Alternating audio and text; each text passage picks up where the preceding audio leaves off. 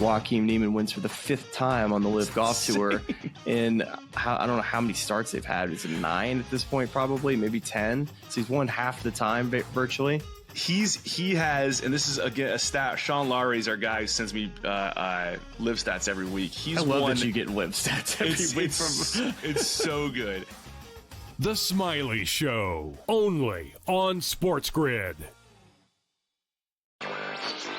It's becoming just harder in general to do business from a money standpoint in general, let alone the competition. So yeah, Betfred closing up shop, will be gone by tomorrow.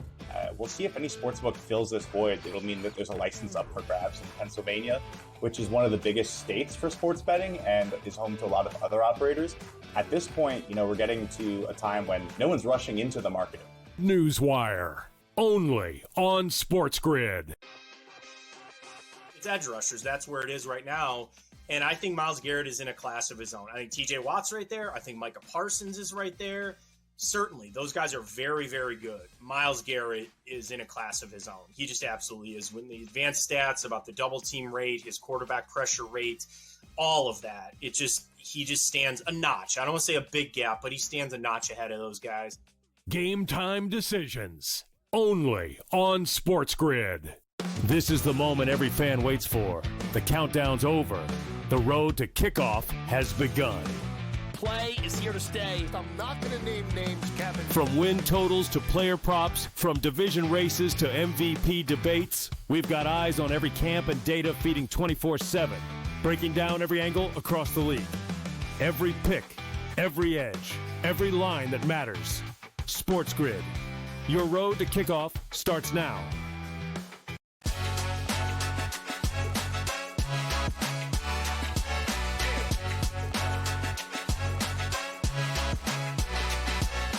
Holdouts, hold-ins, trade requests. Do NFL players like Micah Parsons have leverage in contract negotiations?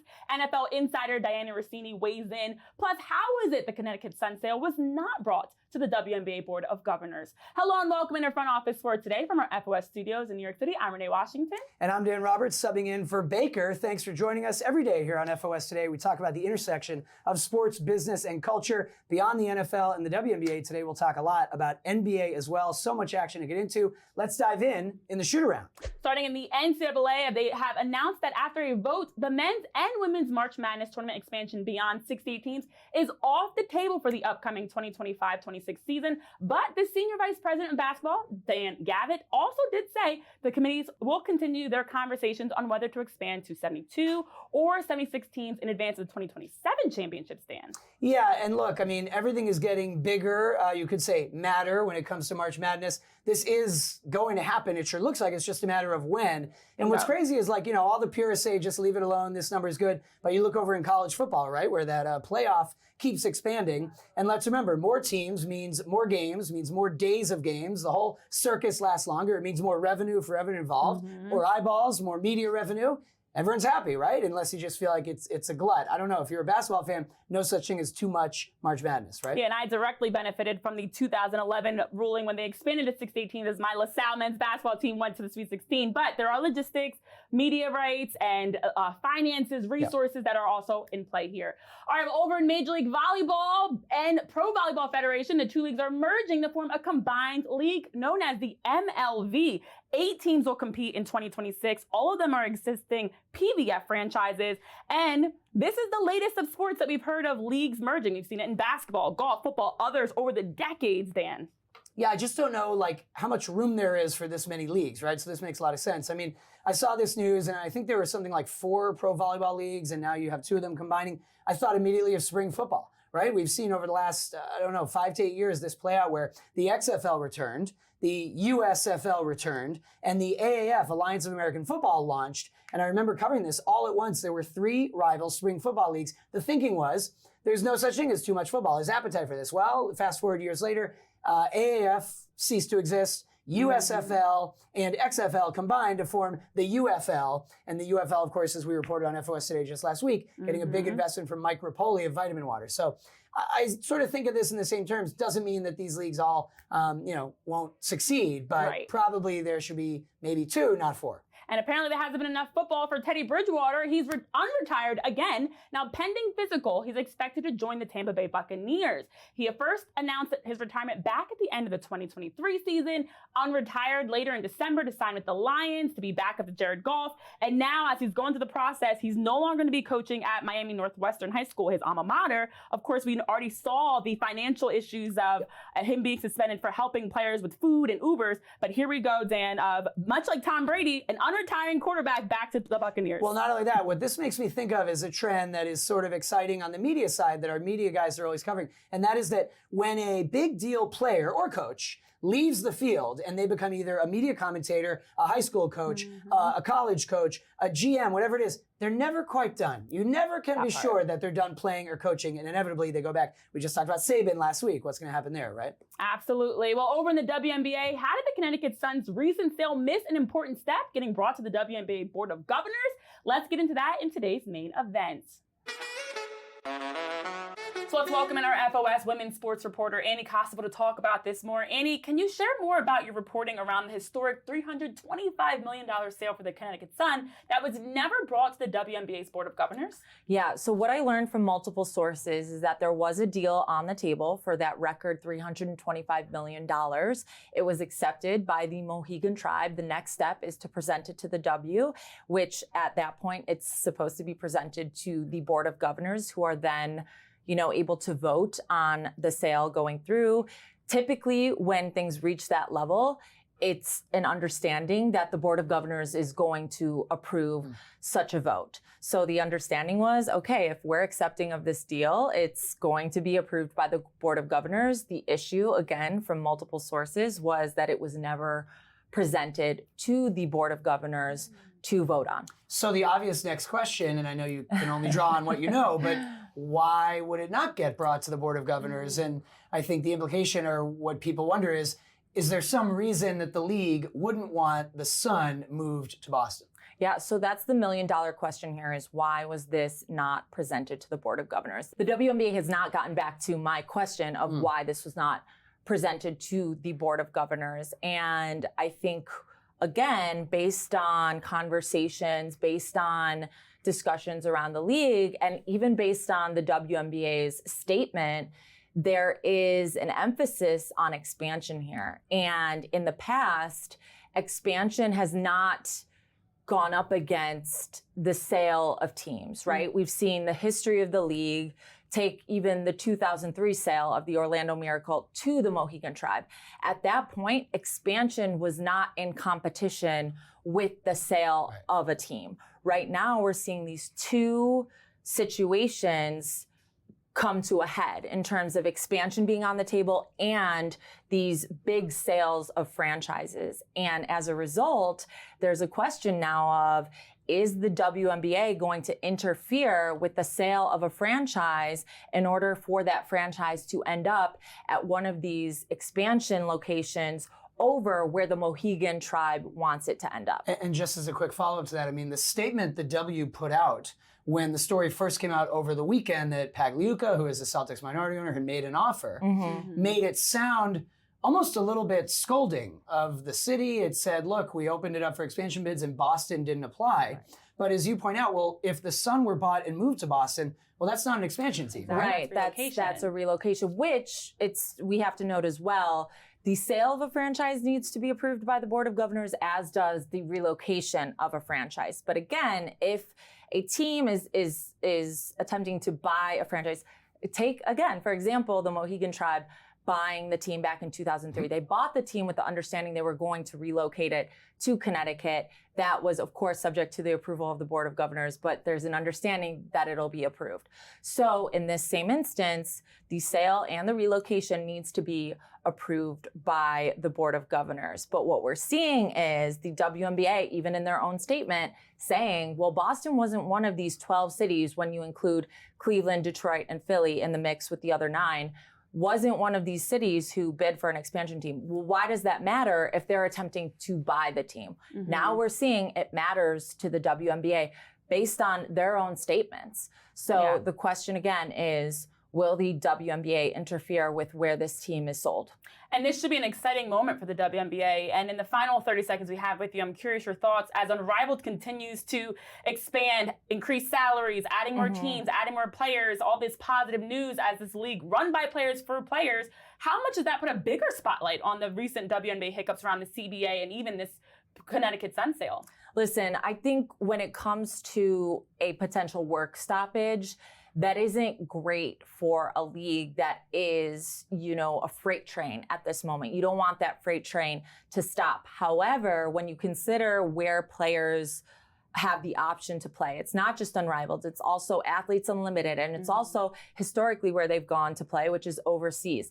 That's 3 lucrative options for these players to play elsewhere. And so if you're the WNBA, and you're up against a work stoppage and players have the option, 3 great options to get paid to play elsewhere, that puts a lot of power in the players' hands if, again, they have these outside options. So I think the big question here is, again, how will the possibility of them leaning on those other leagues to play impact the CBA? And I think it could have a huge implication on negotiations from the WNBA standpoint, because the players in that circumstance have the power. Definitely. Well, a lot of player focus of what the WNBA needs to do in the future, but also some player focus on what needs to happen in the NFL. Coming up after this break, we're talking Micah Parsons, contract talks, and more with Diana Rossini here on FOS Today. Don't go anywhere.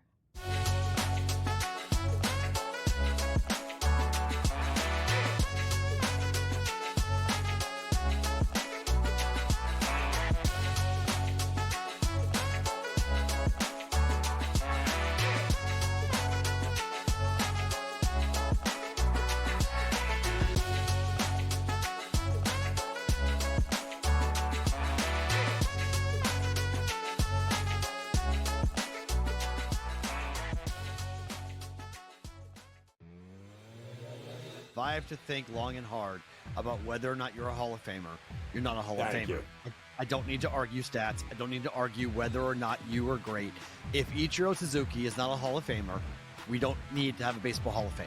Like, just pack it up and shut it down, because that guy was as good of a hitter as we've ever seen. And he was unbelievable from the first time he stepped onto the field for the Mariners until the end. In-game live, only on SportsGrid.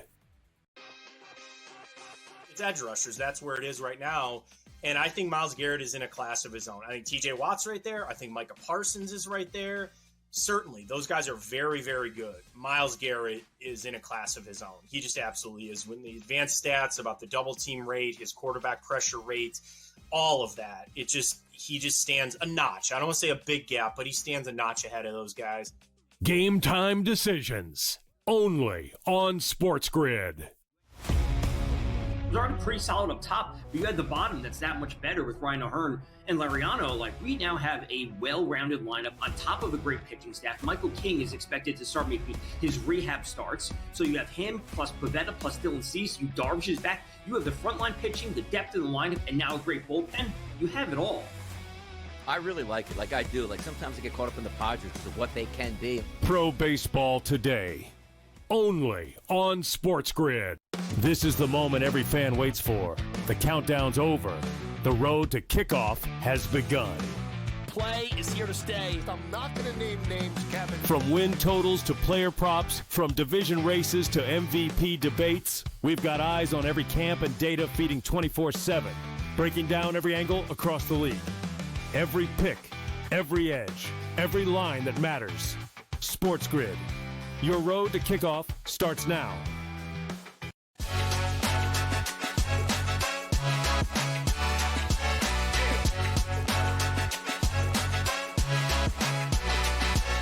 Diana, welcome. So nice to have you here. Let's start with Micah Parsons. We heard him request a trade. We've heard Jerry Jones' comment. Coming into today, where do things stand down in Dallas? Yeah, it's certainly the summer of hold-ins here, and Micah Parsons leads the way here because things are not good. They are not good at all between Micah Parsons and Jerry Jones, and it certainly feels like this is a personal battle here between these two. And look, before all this, they had a great relationship. Obviously, we've heard Jerry Jones speak the world of Micah, even actually a little bit during this, giving him tons of compliments about how he is as a negotiator, because as you saw Micah Parsons tweet out last Friday, from his perspective, he had a conversation with Jerry Jones that he thought was just a conversation about leadership. And yeah, they got into some numbers and they discussed contract, but he thought it was just a conversation. He did not believe that this was some binding contract. From the Cowboys' perspective, from Jerry Jones specifically, he thought he was doing what he's done in the past, which is negotiate a deal with the player. And when Micah wanted to bring his representation in and get him involved to really iron it all out, Jerry did not want that. So we are at a point right now where we are going to wait to see if Jerry Jones and Micah's rep can have a conversation to discuss this, because otherwise Micah Parsons will not be a Dallas Cowboy until the Cowboys call his agent to negotiate. So until that happens, we're sort of just in this waiting period right now. Maybe that's just my perception, but there's often been a sort of war of words when it comes to Jerry and the Cowboys and other players who have held out over the years. And just remind everyone of the history. Who usually, I guess, wins that? Is it always ownership that has the leverage? Yeah, you're not making that up at all. It's not just in your head, because it's true, right? Because we saw it with CeeDee Lamb. We saw it with Dak Prescott last year, where they didn't get the deal done until just a few hours before kickoff, right? So, in those negotiations, they were different because Jerry was dealing directly with their agents. Dak Prescott, for example, was very vocal with Jerry Jones saying, I'm not getting into my deal with you. That's why I have an agent. I'm not saying that went smooth, but in the end, Dak got what he wanted. So I do think the players get paid in all of this, and money heals so much. And it's funny how the feelings change once the paychecks are put on the table. But for the players, they're losing out on time together, right? We saw the San Francisco 49ers last year. They had all these holdouts and hold-ins. And you saw how that hurt them. Players have been very vocal about when they miss this much time in training camp, it hurts them, and usually injuries occur. So for the better of the Dallas Cowboys, this certainly does not help them. Yeah, and beyond the Cowboys, we're seeing contract talks with other players as well. Terry McLaurin seeking a DK Metcalf type of extension that he got with the Steelers. Trey Hendrickson with the Bengals. James Cook with the Bills. Also seeing a number of players that are fighting for the contracts they feel they deserve. Do players truly have any leverage when it comes to contract talks beyond even just the Cowboys?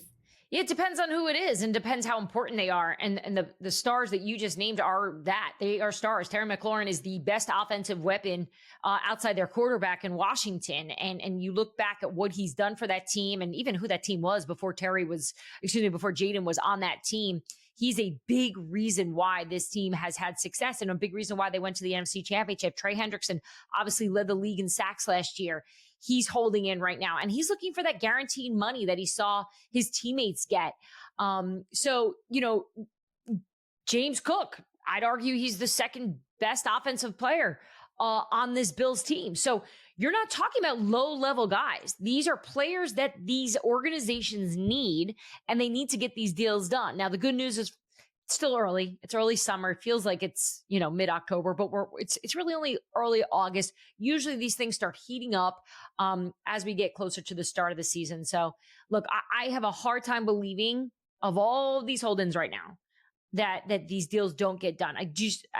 History shows us they usually happen. Even when these players are asking for trades, they very, very rarely get traded. So it's just a matter of time.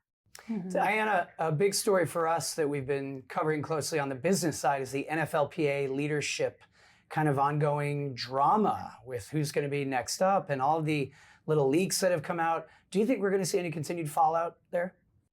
Yeah, unfortunately, right? Because not only the last few weeks, but the last few months, years, many people around the league are watching this going, what is happening? Why aren't these leaders all on the same page? Now, do I think they're trying to clean this up right now? Absolutely. I just think this is going to be one of those situations where it's just going to take time for them to figure out how to get all their ducks in a row. And in the meantime, this just hurts the players, right? They are trying to get this right. I can tell you that from having conversations with people there. They're trying to get the next executive director in place. They obviously just named an interim. But they're aware of what this looks like from the outside, and they're a union that needs to be strong in order for the players, to have their rights. So look, this story's not going away. and it's something that's important, and even just talking to players about it, they want to see improvements, and obviously in order to help the better of them and to better the game. And Diana, I also want to ask, we're here in our New York studio. It was only just over a week ago that terrible shooting happened at the NFL building, just 20 blocks from us. And of course, the shooter had a note in his pocket about CTE. Obviously a terrible tragedy all around, but do you expect the league to have to say more about this at some point, especially the CTE part of this? Look, I think there are a lot of employees of the league office that were there that day, that left, that worked there, that are shook and still are. It's the reality. How could they not be? As you just mentioned, you guys being so close to it as well. Imagine it's in your office, right? It's one elevator away from something happening to them. So understandably, everyone is just really sensitive to all of this right now. And I do think that they're having conversations about this, but I can tell you from talking to some people recently about it and just checking in just to see how everyone's doing. There's definitely a family feel happening where they're just trying to stick together and just get through this time. I do think security is going to be part of the conversation for this season. I think the concerns over that, knowing that they were targeted and perhaps maybe too easily, right? It was too easy for the shooter to enter that building. He gets on a different elevator and it's a different story.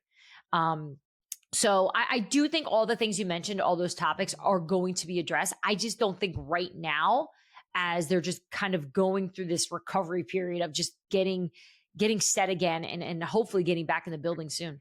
Well, Diana, we thank you so much for joining us, NFL Insider with The Athletic, host of Scoop City, to weigh in on all the latest around the NFL. Thanks, guys, for having me. Thank you. And coming up after this, we've got more here on Front Office Sports Today. Don't go anywhere.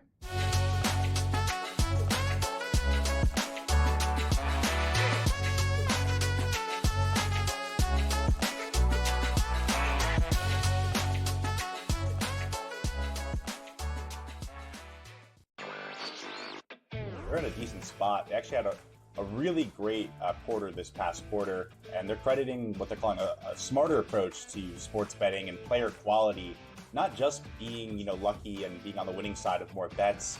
Of course, the past two quarters have been really bad for sports books, which just got hammered in the NFL playoffs, and then that continued into March Madness. But it looks like Q2 is shaping up to be much better for them. Newswire, only on SportsGrid.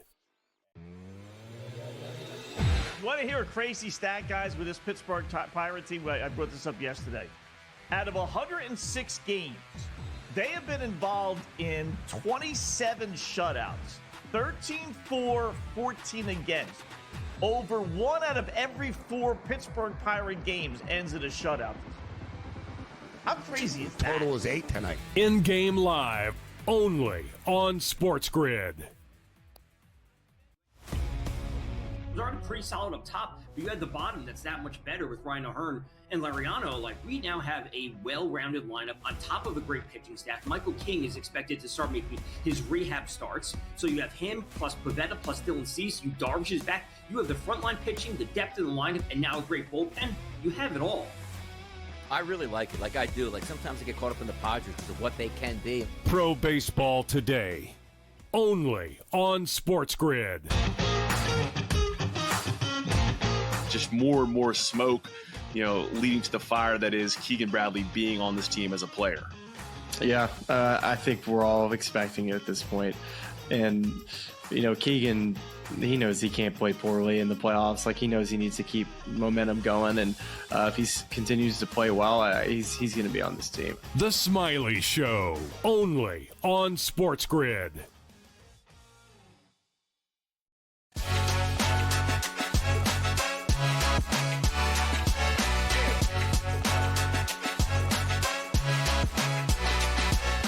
And welcome back into Front Office Sports Today alongside Dan Roberts. I'm Renee Washington, and the NBA has more extensions, but have we heard the latest from the massive trades? Let's welcome in FOS reporter Colin Salau to get into what's going on around the league. Starting in LA, Colin, as it's always great to have you here. Let's start with off the heels of Luka Doncic's 3-year, $165 million extension.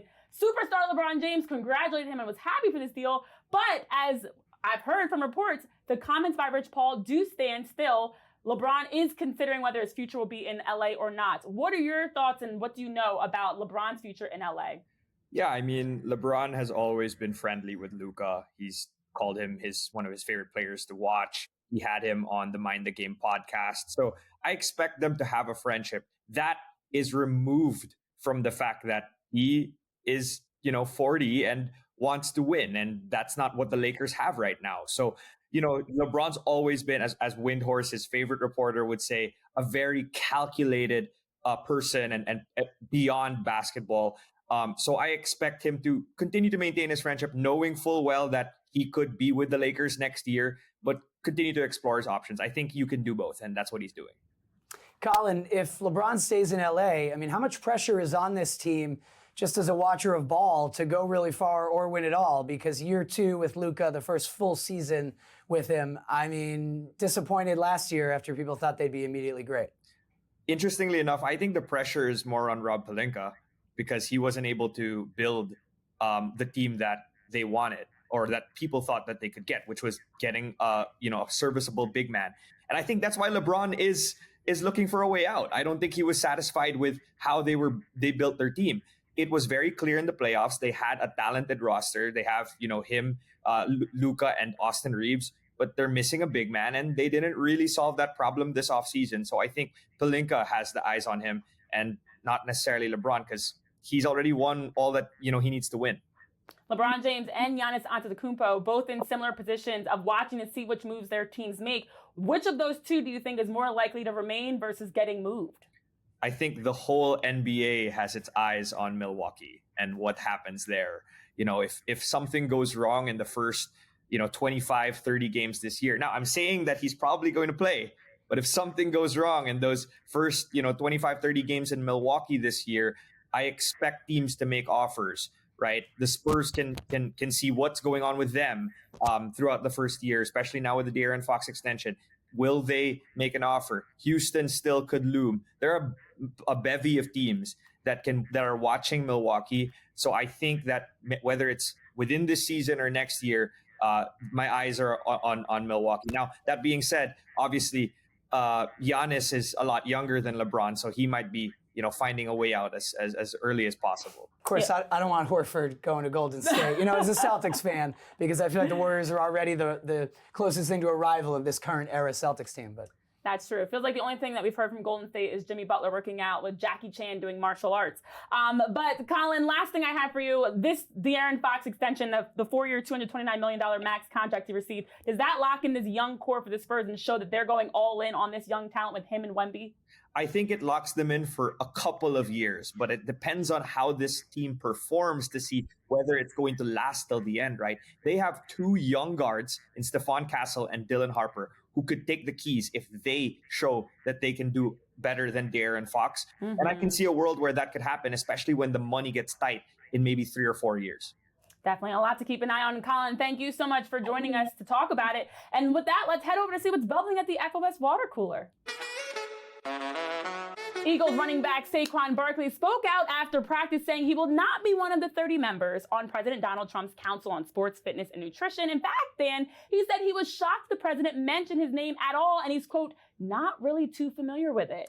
Yeah, this is really interesting. Now, he also was careful to say, I'm sure it'll be a great thing, so I appreciate being asked. What's interesting is Trump had said that Saquon is going to be a part of it, so Saquon had to push back on that. He said twice during his comments, I was shocked to see my name mentioned. But for those who will jump on this and say, oh, is this an anti-Trump thing? Well, it was only a few short months ago that Saquon was criticized by some for appearing to be pro-Trump because he went to the White House visit after the Eagles won, and then he golfed with Trump, and he was careful to post on social media and say, I guess I just respect the office. And I think that's the way to do it. In other words, look, he's being straight about this. He's not showing his cards, revealing his political views. It's just, his view is if I get invited to the White House, it's the president. I'm going to go to the White House. So in some ways, this is going to get a lot of attention for the political aspects. In another, it's just an example of like, look, there's a bunch of athletes who go up on stage and they're willing to go up and be seen with President Trump. And at this time, Saquon claims he felt he was too busy. You can take him at his word, or you can decide to put your spin on it. Oh, maybe he didn't want to be a part of it. But we've seen the athletes who are always by his side, Bryson DeChambeau and some others. So now Saquon has kind of done both things. So what can you say? What can you say? Well, that will do it for this episode of FOS Today. Thank you guys for tuning in. Coming up tomorrow, we've got the GOATs, basketball legend Diana Taurasi, joining us to discuss her new docuseries on Prime Video. We'll see you guys next time.